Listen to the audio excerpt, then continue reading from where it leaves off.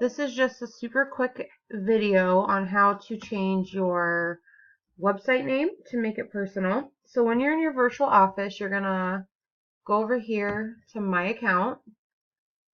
You're gonna click My Website Information.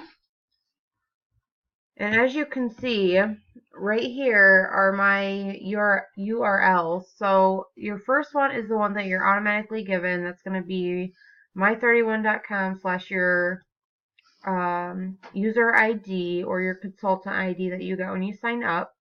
And if you, under options, if you click personalize, right here, it will give you a chance or an option to pick your name.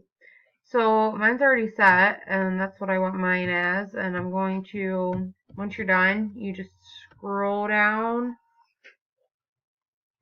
and hit save. And then you can start using your new personalized